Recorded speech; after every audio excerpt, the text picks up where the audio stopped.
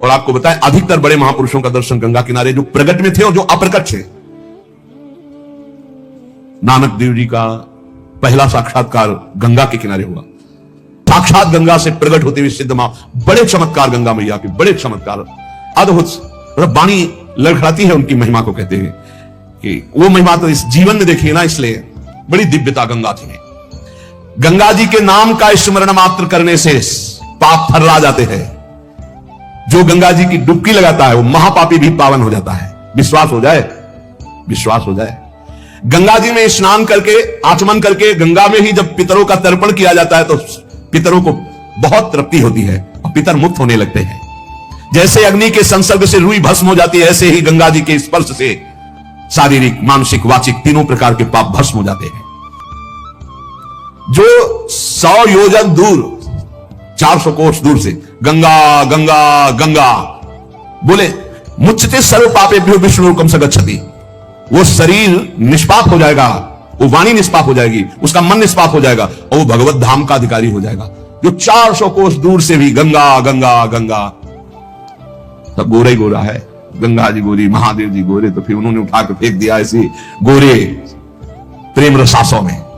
कभी सोचा नहीं था कि कभी वृंदावन, कभी सोच में ही नहीं था वृंदावन। बड़ी अनन्य बात है, इतनी निर्भयता थी। अब गंगा किनारे तो गांव में लोग ऐसे ही लाश प्रवाहित करते हैं ना, कुत्ते वहां के बहुत प्रवीण होते हैं, बीच धारा से घसीट के लाश लाके ऐसे, और वही किनारे हम भी पड़े हुए हैं, वहीं वो चीत रहे, कोई फर्क नहीं पड़ता, एकदम निर्भयता।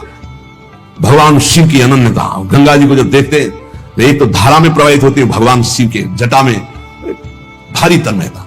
गंगा जी की विशुद्ध कृपा, अपार शक्ति।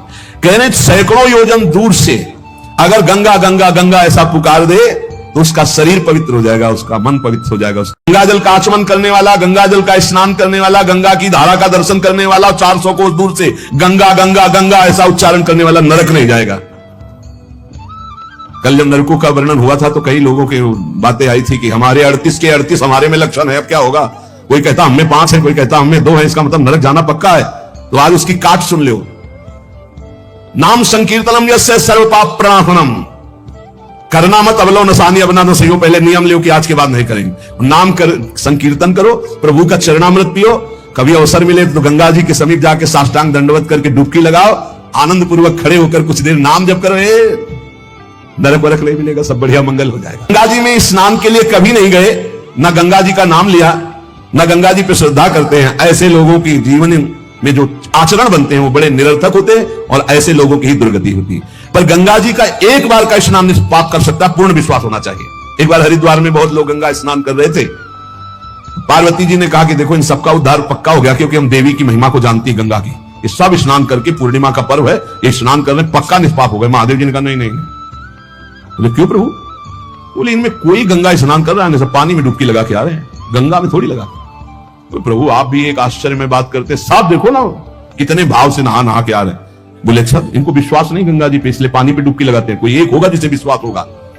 देखो अभी हम परीक्षा करते हैं। रास्ते में बैठ गए तो फिसल के जैसे गिर गए हो, ऐसे वृद्ध का रूप रख के गिरे हुए। अम्बा जी तो नवीन रूप धारण करके बोले जो निकले उससे जो हम कहें सो कहो। तो जो महादेव जी ने सिखाया तो कहते भैया ये हमारे पतिदेव गिर गए, थोड़ा हाथ सहयोग दीजिए, पकड़ के उठा दीजिए, अकेले उठ नहीं रहे, आप आइए। और जब कोई आने लगे तो कहना निष्पाप पुरुष ही हमारे पति को छू सकता है, अगर पापी छुआ तो भस्म हो जाएगा। बस इतना तुम्हें बोलना है, ठीक है। अब जो निकलते बोले भैया आप गंगा नहा के आ रहे हो? बोले हाँ।